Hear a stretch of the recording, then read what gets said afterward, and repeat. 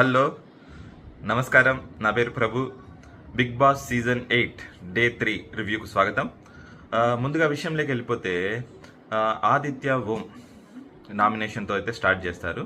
ఆదిత్య ఓం పృథ్వీరాజ్ని, దాని తర్వాత శేఖర్ భాషని నామినేట్ చేస్తారు. పృథ్వీరాజ్ని ఎందుకు చేస్తారంటే తను క్లీనింగ్లో కానీ లీస్ట్ పని చేసింది తనే అని చెప్తూ, అండ్ ఏదైనా మాట్లాడేటప్పుడు లాజిక్తో మాట్లాడచ్చు, ఏదైనా కంటెంట్తో మాట్లాడచ్చు, అంతేగాని ఆవేశంతో కానీ డిస్రెస్పెక్ట్ చేస్తూ గర్ల్స్ని అలా మాట్లాడకూడదు. దాని తర్వాత మీరు రియలైజ్ అయ్యి సారీ చెప్పారు, బట్ ముందే మాట్లాడి ఉండకపోతే బాగుండేది అన్న విషయం అయితే చెప్పారు.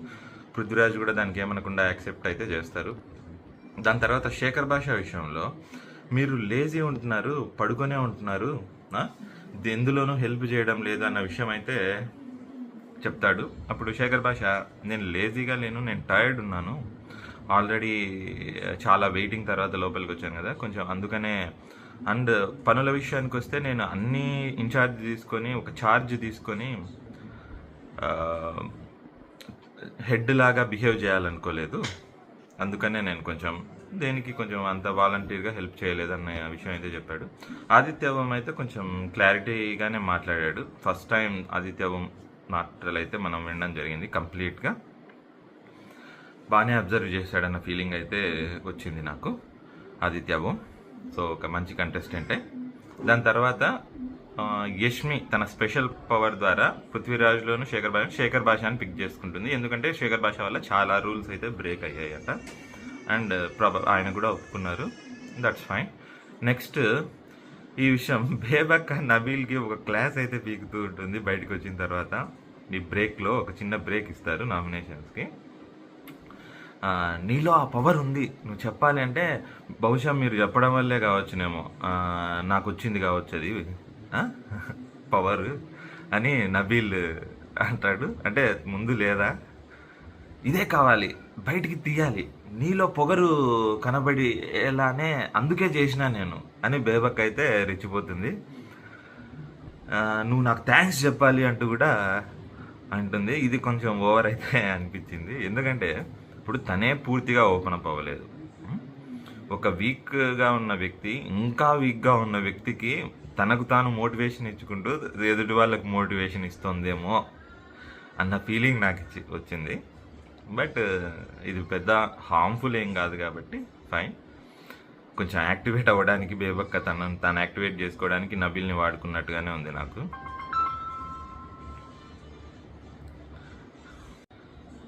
పృథ్వీరాజ్ అయితే బేబక్కకి కొంచెం సారీ చెప్పడానికి వెళ్తాడు. బేబక్క కూడా నా బ్రదర్లా అనుకున్నా, బట్ జనంలో ఇలా వెళ్తే నువ్వే నెగిటివ్ అవుతావు అంటూ పృథ్వీరాజ్కి చెప్తుంది. ఇట్స్ ఓకే, తర్వాత వదిలేసేయాలి, నేనేం పెద్దగా ఫీల్ అవ్వలేదు అంటూ అయితే అంటుంది. That's fine. నెక్స్ట్ సీత నామినేషన్స్కి వస్తే సీత ప్రేరణని నామినేట్ చేస్తుంది ఫస్ట్. దాని తర్వాత బేబక్కని నామినేట్ చేస్తుంది. ప్రేరణని ఏదో డైనింగ్ టేబుల్ దగ్గర డిపార్ట్మెంట్స్ గురించి ఏదో డిస్కషన్ వచ్చినప్పుడు ప్రేరణ ఈగో సుపీరియర్ అన్న వర్డ్స్ వదిలేసావు నువ్వు, అందుకే నేను నామినేట్ చేస్తున్నా, అవి నాకు నచ్చలేదు, నేను హర్ట్ అయ్యాను అంటూ సీత నామినేట్ చేస్తుంది. ఇక్కడ సీత కొంచెం చిన్నపిల్లలానే బిహేవ్ చేస్తుందేమో, లేకపోతే తనకు కొన్ని అనవసరమైన విషయాలకు హర్ట్ అయింది అన్న ఫీలింగ్ అయితే వచ్చింది నాకు. ఎందుకంటే సడన్గా ఇప్పుడు తర్వాత సీన్ అయితే ఎక్స్ప్లెయిన్ చేస్తుంది మనకు సీత. సడన్గా తను హ్యాండ్ రైజ్ చేసి గట్టిగా అరుస్తూ సుపీరియర్ పొజిషన్లో ఎవరైనా మాట్లాడుతున్నప్పుడు వాళ్ళని మాట్లాడనివ్వాలి, అంతేగాని మాట్లాడనీకోకుండా ఉండకూడదు, ఈగోకు తీసుకోకండి మీరు అని అయితే ఏదో ఒక మాట అనిందట.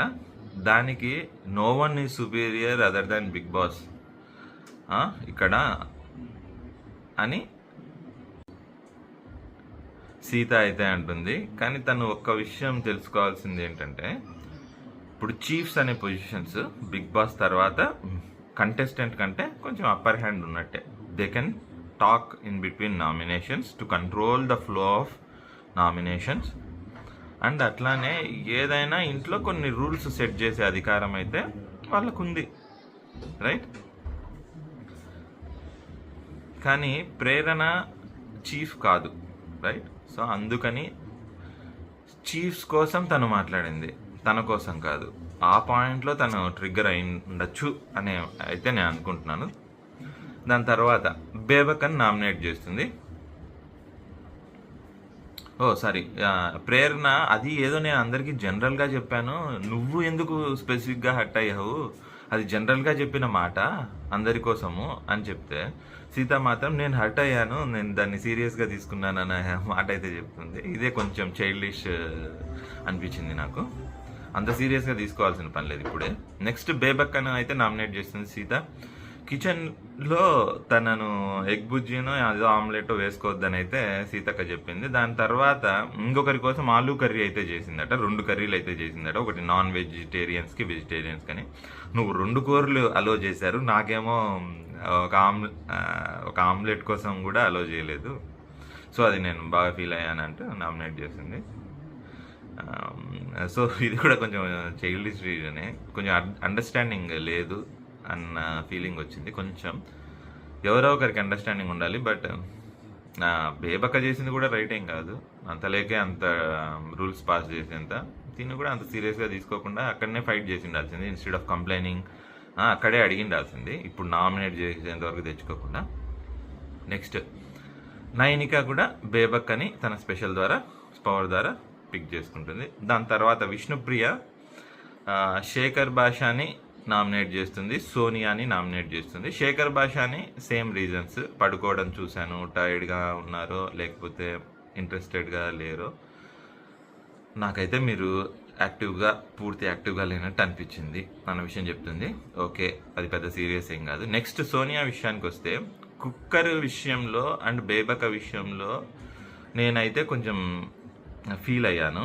ఎందుకంటే అది ఒక టెక్నికల్ ప్రాబ్లం, నువ్వు టెక్నికల్ ప్రాబ్లం తీసుకుని ఫస్ట్ డేనే వచ్చారు, నువ్వు రెస్పాన్సిబిలిటీ అని తీసుకున్న తర్వాత అని పెద్ద పెద్ద మాటలతో తనను బేబకన్ చాలాసార్లు బ్లేమ్ చేశావు అన్న ఫీలింగ్లో తను నామినేట్ చేస్తుంది. సో అప్పుడు రెస్పాన్సిబిలిటీ ఉంటే తీసుకున్న తర్వాత కావాలని ఎవ్వరూ నీకు లేట్ చేయాలని చెయ్యరు కదా అని అంటుంది. సో అప్పుడు మన సోనియా రెస్పాన్సిబిలిటీ తీసుకున్న తర్వాత దానికి ఏమన్నా ఆల్టర్నేటివ్స్ ఉన్నాయా, ఆ సిచ్యుయేషన్స్లో ఇంకా ఏమన్నా చేయొచ్చా, ఏమైనా చేయొచ్చా, రకరకాల సొల్యూషన్స్ ఉంటాయి కదా, అవన్నీ తను చూడొచ్చు కదా. అంటే తను ఇన్ఎఫిషియంట్, ఇర్రెస్పాన్సిబుల్, తనకు థింకింగ్ క్యాపబిలిటీ లేదు అన్న రేంజ్లో మాట్లాడుతుంది. సో ఫస్ట్లోనే వచ్చారు, అంత సీరియస్గా రెస్పాన్సిబిలిటీ తీసుకొని నువ్వు ఉండు, అందరూ అలాగే ఉండాలని ఎక్స్పెక్ట్ చేయొద్దు అన్న విషయం అయితే సోనియా తెలుసుకోవాలి.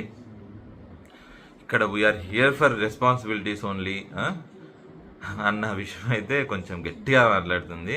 కానీ ఒక్క విషయం సోనియా విషయంలో నాకేమనిపించిందంటే, తను తలకేస్తే మెడకి, మెడకేస్తే తలకు, ఇలా తిమ్మిని బమ్మి చేయడం, బమ్మిని తిమ్మి చేయడం మాటలైతే మాట్లాడుతుంది అన్న ఫీలింగ్ నాకు నిన్నటి నుంచి వస్తుంది. పదే పదే తను ప్రూవ్ చేస్తుంది ఈ విషయాన్ని. ఓకే, నెక్స్ట్ నిఖిల్ తన స్పెషల్ పవర్ ద్వారా శేఖర్ భాషను అయితే పిక్ చేసుకుంటాడు.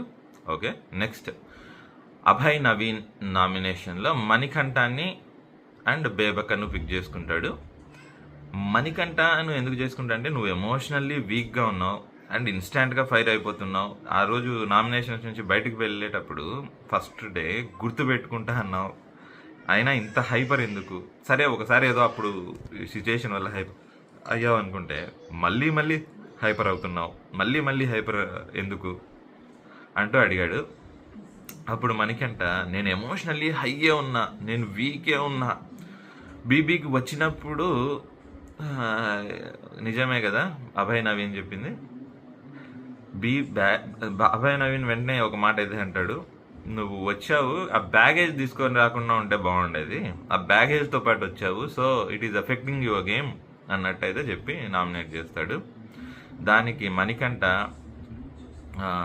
ఎక్స్ప్లెయిన్ ఇస్తూ, నేను నాలానే ఉన్నాను, నేను ట్రాన్స్పరెంట్గా ఉన్నాను, దీనికంటే ట్రాన్స్పరెంట్గా ఎలా ఉండలేను, మీరు అంతా నేను ఉన్నట్టు ఉన్నాను, మీరు మంచిగా ఉండడానికి ఎలా ప్రొజెక్ట్ చేసుకుంటున్నారో నాకు తెలీదు, అంటూ ఇలా రకరకాల మాటలు అయితే అంటాడు. అప్పుడు అభయ్ నవీన్ ఎవడు ఫేకుతుండు, ఎవడు మంచిగా ఉన్నాడు, ఎవడు ప్రొజెక్ట్ చేస్తున్నాడు, ఎవడు ఒరిజినల్ అనేది నువ్వు నేను కాదు డిసైడ్ చేయాల్సింది, ఆడియన్స్ డిసైడ్ చేస్తారు.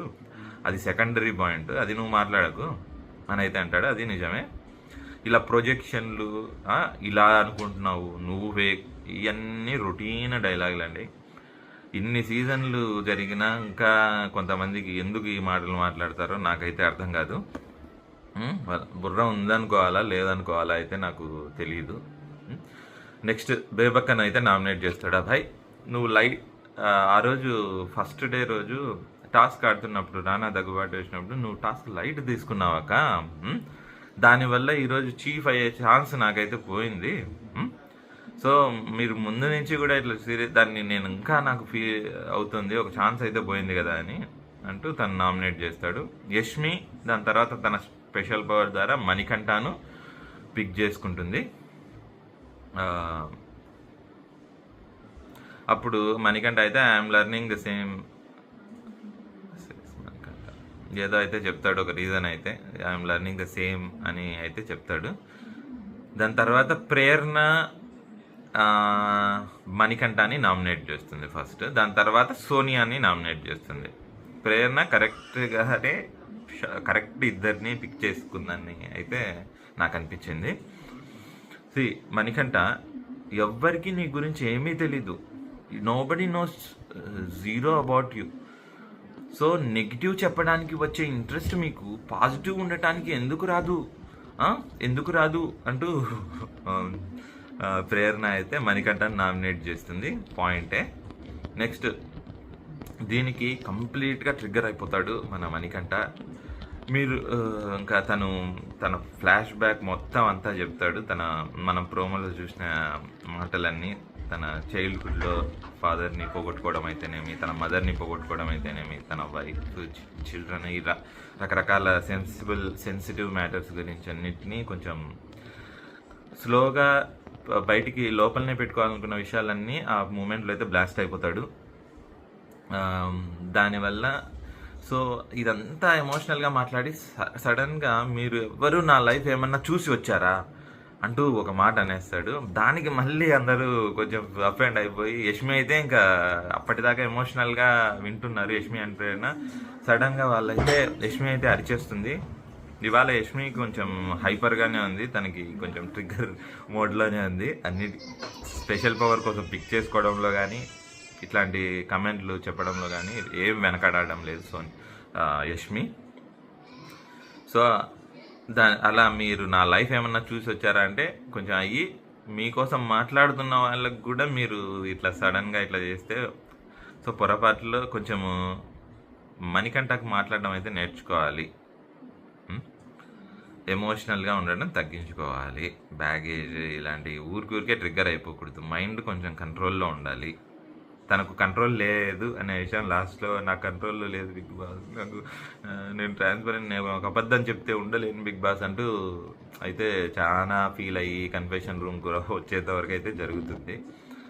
సో ఎవరి కష్టాలు వాళ్ళవి, నేను దాని గురించి ఏమనట్లేదు. కానీ కొంచెం అది పబ్లిక్లో ఎప్పుడైతే మన కష్టాలను చూపిస్తామో ఇంకా ఒక బ్యాడ్ ఫీలింగ్ అయితే వస్తుంది. ఎందుకంటే అందరికీ కష్టాలు ఉన్నాయి కదా, నువ్వే కష్టాలు ఇలా ఆలోచించే వాళ్ళు ఉంటారు.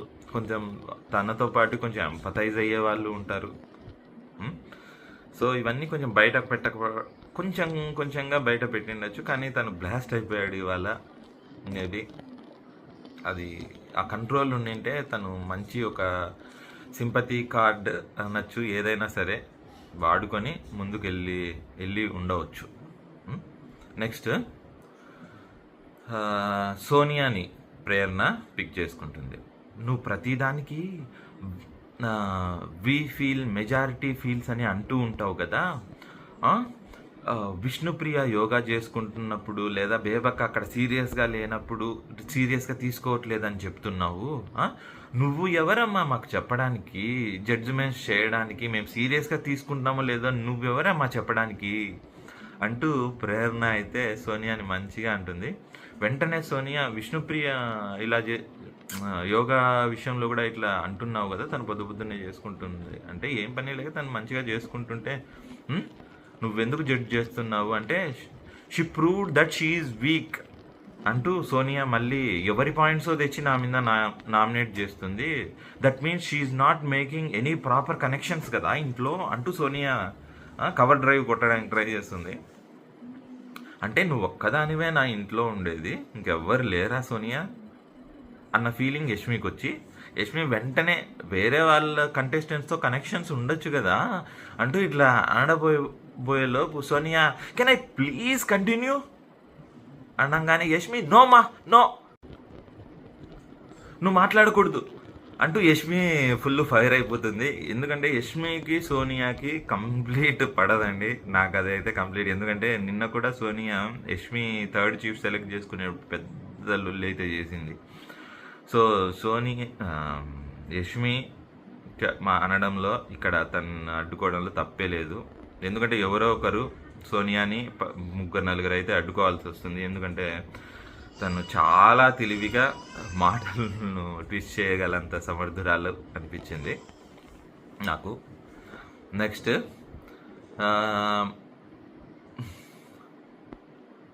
నిఖిల్ కూడా సోనియాని పిక్ చేసుకుంటాడు. ఇక్కడ నిఖిల్ ఒక కంప్లీట్ క్లారిటీ ఆఫ్ థాట్తో చెప్తాడు, నీ పాయింట్ ఆఫ్ వ్యూని వేరే వాళ్ళ పాయింట్ ఆఫ్ వ్యూ చేసి ఇదే నిజం ఇదే ఇది నువ్వు అని జడ్జ్ చేసే అధికారం ఎవ్వరికీ లేదు. ఎందుకంటే you play your game, not everybody's game. అందరి గేమ్ నువ్వు ఆడకు, అందరి ఒపీనియన్స్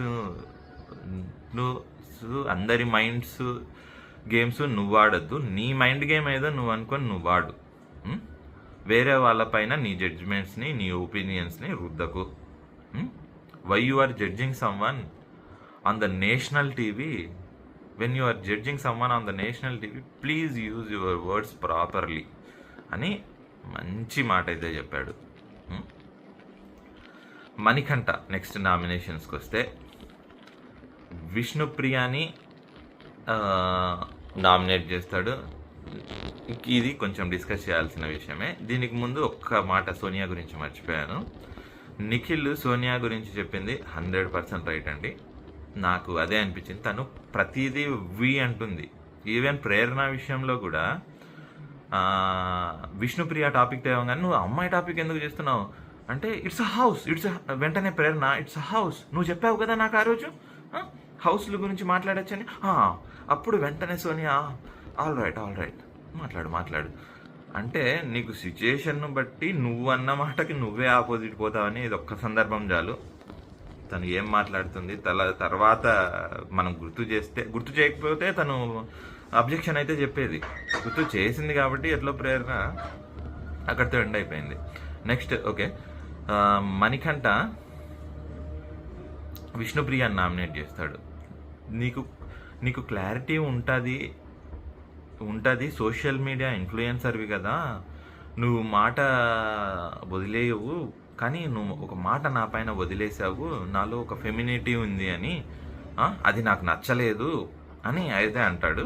సో ఎవరికైనా అంటే సో దానికోసమే నేను 3 days నుంచి కొంచెం మీతో ఉన్నాను. మీ జోక్స్ ఎలా ఉంటాయి, మీరు ఏం చేస్తారు, ఎలా మాట్లాడతారు అని అయితే నేను చూస్తూ ఉన్నాను. మీకు కొంచెం నోటిదూల, మీరు కొంచెం మాటలు వదిలేస్తారు, మీ నోటిదూల వల్ల నాకు ప్రాబ్లం అయితే అవుతుంది, అలాంటి వాళ్ళు నాకు ఇంట్లో ఉండకూడదు అని విష్ణుప్రియను అంటాడు. దీనికి విష్ణుప్రియ చాలా ఆఫెండ్ అవుతుంది. అంటే 3 days నుంచి నువ్వు నన్ను చెక్ చేయడానికి తిరిగావా, నా ఎమోషనల్గా నా మదర్ గురించి అన్నీ అవన్నీ, సో నువ్వు చాలా మంచోడు అనుకున్నా, కానీ నువ్వు అసలు మంచోడివే కాదు, నన్ను చెక్ చేస్తున్నావా, ఏ అమ్మాయికైనా అలా చెక్ చేస్తే నచ్చదు, ఇది అందరూ తెలుసుకోవాల్సిన విషయం. ఎప్పుడు అమ్మాయిలను మాత్రం దయచేసి చెక్ చేయకండి, డైరెక్ట్గా అట్లీస్ట్ చెప్పకండి చెక్ చేసినా, ఎందుకంటే ఎవ్వరికీ నచ్చదు, అమ్మాయిలకి ఎస్పెషల్లీ నచ్చదు, రైట్? మిమ్మల్ని చెక్ చేస్తూ డిటెక్టివ్ లాగా మీ చుట్టూ తిరుగుతుంటే మీకు నచ్చుతుందా చెప్పండి? నచ్చదు కదా. బట్ అది ఒకవేళ నువ్వు చేస్తే చెప్పకుండా నువ్వు ఏం తెలుసుకున్నావో దాన్ని చెప్పు అంతే. దానికే నువ్వు తిరిగావని చెప్పకు. సో ఇక్కడ విష్ణుప్రియ తను ఇడా పింగళ మనిషిలో మ్యాస్కులినిటీ ఉంటుంది, ఫెమినిటీ ఉంటుంది అని ఇలా ఒక యోగా కాన్సెప్ట్లోకి అయితే వెళ్ళింది. తను యోగా చేస్తుంది కాబట్టి తను ఒక ఓపెన్ మైండ్తో, ఒక బ్రాడ్ మైండ్తో మ్యాస్కులినిటీ, నీలో ఒక ఫెమినిటీ ఉంది అని అయితే మణికంఠకి చెప్పింది. సో ఇది ఎలాంటి కామెంట్ అంటే, కొంతమంది నెగిటివ్గా తీసుకోవచ్చు, కొంతమంది పాజిటివ్గా తీసుకుంటుంటారు. But majority of the people అయితే నెగిటివ్గానే తీసుకుంటారు. ఒక అబ్బాయిని అమ్మాయి ఎలా ఉన్నావు అంటే నెగిటివ్గానే తీసుకుంటాడు. ఒక అమ్మాయిని వచ్చి నువ్వు అబ్బాయిలా తీసుకున్నావంటే మేబీ అది పాజిటివ్గా తీసుకోవచ్చు చాలామంది అమ్మాయిలు, అంటే స్ట్రాంగ్గా ఉన్నావు అనే ఫీలింగ్తో. ఇది కొంచెం ఇలాంటి థాట్ ప్రాసెస్ అందరికీ ఉంటుందని అనుకోవట్లేదు.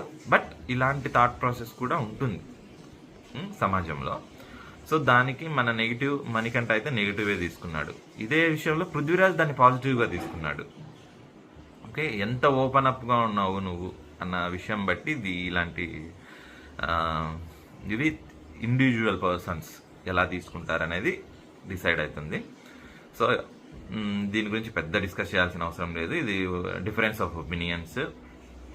బట్ విష్ణుప్రియ ఇలాంటి మాటలు కొంచెం వదలకపోతే బెటర్. తెలుసుకొని ఎక్కడున్నాము, ఎవరితో మాట్లాడుతున్నాము అని ఈ విషయాలు తెలుసుకొని వాళ్ళకి ఇది మాట అనొచ్చా అనకూడదా. కొంచెం పొరపాటు విష్ణుప్రియకి మనం కూడా చూసాం కదా, తను కూడా ఒప్పుకుంటుంది. నా నోటిదుల వల్లే ఈరోజు నేను ఈ పొజిషన్లో ఉన్నా, ఆ సెన్స్ ఆఫ్ హ్యూమర్ నచ్చే నేను అది వదిలేస్తే బయట కూర్చోలేను కదా అంటే. మరి నువ్వు మణికంఠ అంటాడు, మరి ఎవరికి బయట ఏం నేర్పిస్తున్నావు అంటే, నేను ఎంటర్టైన్మెంట్ ఇవ్వడానికి వచ్చాను, ఎడ్యుకేషన్ కాదు అందరికీ, అంటే దానికి కూడా ఒక లిమిట్ ఉండాలి, ఇలా పర్సనల్గా అనడం కాదు, బార్డర్ ఉండాలి అని అంటాడు. ఇద్దరి విషయాల్లోనూ పాయింట్ ఉంది. బట్ మణికంఠను అలా అనకపోతే బెటర్. నువ్వు హర్ట్ అయ్యావు కదా, సారీ అని చెప్పేస్తే ఒక మాట అయిపోయేది. విష్ణుప్రియ కూడా. అండ్ శేఖర్ భాష సెకండ్ నామినేషన్స్. మ్యాక్సిమం నామినేషన్స్ నీకే వచ్చాయి. మీరు మణికంఠ సెకండ్, శేఖర్ భాషని నామినేట్ చేసుకుంటాడు. మ్యాక్సిమం మీకు నోటిఫికేషన్స్ బిగ్ బాస్ నుంచి మీకే వచ్చాయి. దాని గురించి నాకు ఒక్కసారి నోటిఫికేషన్ వస్తే నేను గిల్టీగా ఫీల్ అయిపోయాను. మీరు అలా ఫీల్ అవ్వలేదా అంటే, ఎందుకు నువ్వు నా ఫీలింగ్స్ నేను ఎలా ఫీల్ అవ్వాలో కూడా నువ్వే చెప్తున్నావు మణికంఠ. నువ్వు అన్నిటికీ ఇలా భయపడి ఏదో అయిపోతుందని భయపడతావేమో, నేను అలా ఫీల్ అవ్వను, నేను అసలు తీసుకోను అంటే, ఓ మీరు గిల్టీగా ఫీల్ అవ్వరా ఇలాంటివి జరిగినా అని ఇట్లా ట్విస్ట్ చేసి ఎందుకు నేను ఫీల్ అవుతానో నీకెందుకు, నా ఎమోషన్ నువ్వెలా డిఫైన్ చేస్తావని శేఖర్ భాష మంచిగా నేనైతే తను డిఫైన్ చేసుకొని ముందుకెళ్తారు. నువ్వు ప్రతిదాన్ని పాలిటిక్స్ చేయడానికి ట్రై చేస్తున్నావు మణికంఠ.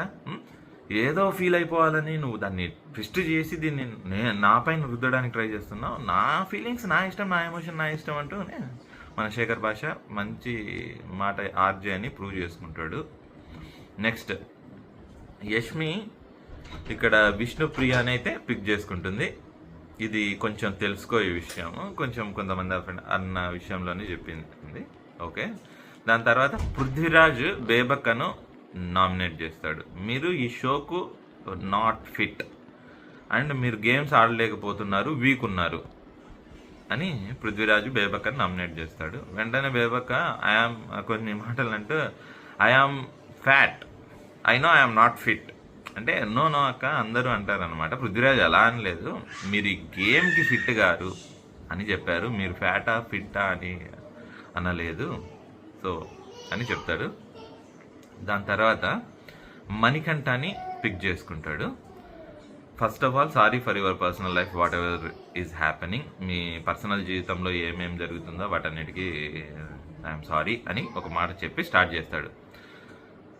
నాకు పర్సనల్గా కోవర్డ్లీ పీపుల్ అంటే ధైర్యం లేని వ్యక్తులు అంటే నాకు నచ్చదు. అండ్ విష్ణు కూడా ఏం రాంగ్గా మాట్లాడలేదు. నువ్వు ఫెమినిటీ అన్న మాట విష్ణు అన్నప్పుడు నేను నవ్వాను. సో మేబీ దానికి నువ్వు ట్రిగ్గర్ అయ్యి దాన్ని మనసులో పెట్టుకొని ఇలా చేస్తున్నావు అంటాడు. అలా అనగానే లేదు నేను అలా ఏం అనలేదు.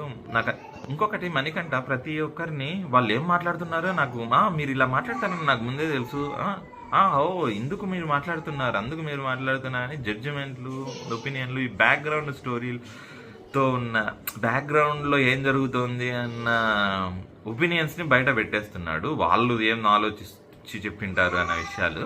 అదే ఇది నువ్వు లోపల అనుకొని మాట్లాడితే బెటర్ మణికంఠ. ఇలా బయటికి చెప్పడం వల్ల కొంచెం బ్యాలెన్స్ లేని ఒక పర్సన్ లాగా అయితే కనిపిస్తారు. సో అదే ఇప్పుడు మణికంఠ విషయంలో జరుగుతుంది. నువ్వు ఒక జ్యోతిష్యునివా దేవుడు అన్న ఫీలింగ్ అయితే వస్తుంది అలా మాట్లాడితే. సో అదే విషయం మన పృథ్వీరాజుకి కూడా అనిపించి, నువ్వేం దేవుడిలా బిహేవ్ చేస్తున్నావు, దేవుడువా నువ్వేమి, అదంతా ఏం కాదు, నువ్వు మాటలు ఎలా మారుస్తున్నావు అంటే ఒక పాములాగా మార్చేస్తున్నావు, you are changing like a snake, ఈ హౌస్కు యు ఆర్ అన్ఫిట్, నువ్వు ఒక నెగిటివ్ పర్సన్వి, నీ వల్ల అందరికీ నెగిటివ్ ఎనర్జీ పాస్ అవుతుంది మణికంఠ వల్ల అని పృథ్వీరాజ్ కొంచెం స్ట్రాంగ్గానే చెప్పేస్తాడు. దానికి నైనిక కూడా మీరు చాలా బాగా చెప్పారు అంటూ పృథ్వీరాజ్ని అనడంతో ఇవాల్టి అంటుంది. సో ఫైనల్లీ మణికంఠని ఒక నెగిటివ్ పర్సన్లా పోర్ట్రే చేసి మన పృథ్వీరాజ్ అయితే స్ట్రాంగ్గా చెప్తాడు. పోర్ట్రే అనే వర్డ్ రాంగ్ అండి, నేను యూజ్ చేయడం. సో అక్కడ మణికంఠ చాలా కంట్రోల్డ్గా ఉండడం బెటర్. ఓకే, ఇంతటితో నామినేషన్స్ అయితే పూర్తయ్యాయి.